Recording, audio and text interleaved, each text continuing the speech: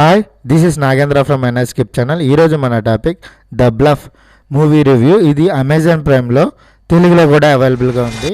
Starting by Priyanka Chopra and Karl బ్రాన్. First of all ఈ movie కోసం చెప్పాలంటే డీసెంట్గా ఉంది.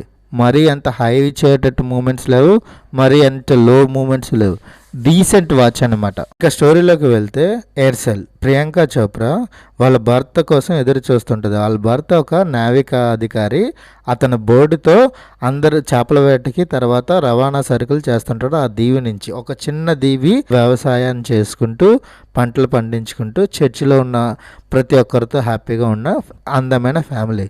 కాకపోతే వీళ్ళ మీదకి కెప్టెన్ కార్నర్ వచ్చి అటాక్ చేస్తాడు. ఎందుకు అటాక్ చేయాల్సిన పరిస్థితి వచ్చింది? ఆయనకి ప్రియాంక చోప్రాకి ఉన్న రిలేషన్ ఏంటి? ప్రియాంక చోప్రా ఆ కెప్టెన్ కార్నర్ నుంచి వాళ్ళ కుటుంబాన్ని ఎలా కాపాడుకున్నది అన్నదే ఈ స్టోరీ.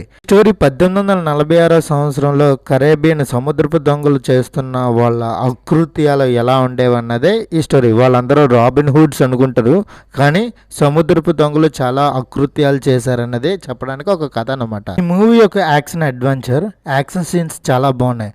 కథ చాలా స్లోగా ఉన్నా, తక్కువ ఉన్నా యాక్షన్స్ మాత్రం చాలా బ్రూటల్గా అథెంటిక్గా ఉన్నాయి. ఈ స్టోరీ మొత్తం జరుగుతుంది నిధి కోసం. ఆ నిధి ఎక్కడ దాచిపెట్టారు అన్నది విషయం కూడా చాలా బాగా చూపించారు.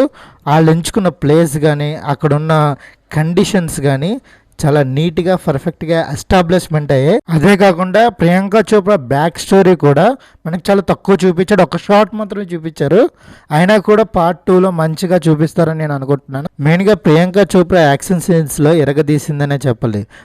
ఎవరు కొరియోగ్రఫీ చేశారో కానీ పర్ఫెక్ట్గా కొరియోగ్రఫీ చేశారు.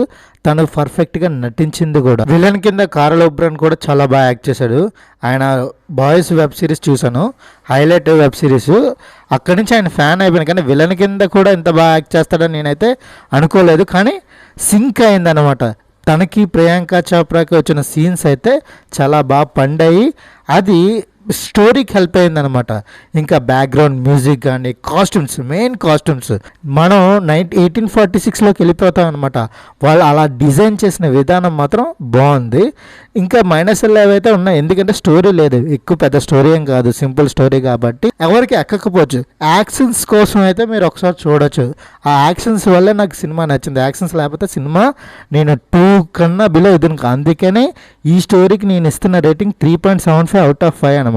దీనికి వారణాసికి ఏమైనా హెల్ప్ అవుతుందంటే హెల్ప్ అయ్యే ఛాన్స్ ఉండదు. ఎందుకంటే ఈ స్టోరీ వల్ల, తను చేసిన యాక్షన్ సీన్స్ వల్ల వారణాసి హాలీవుడ్లో కూడా చాలా మంది చూసే ఛాన్సెస్ ఉన్నది. కాకపోతే ఇది థియేటర్కి రిలీజ్ కాదు కాబట్టి మరి ఎంతవరకు ఛాన్స్ ఉంటుందో తెలియదు. వారణాసి కూడా హిట్ అవ్వాలని కోరుకుంటున్నాను. దిస్ నాగేంద్ర ఫ్రమ్ ఎన్ఎస్కిప్ channel. Please subscribe my channel.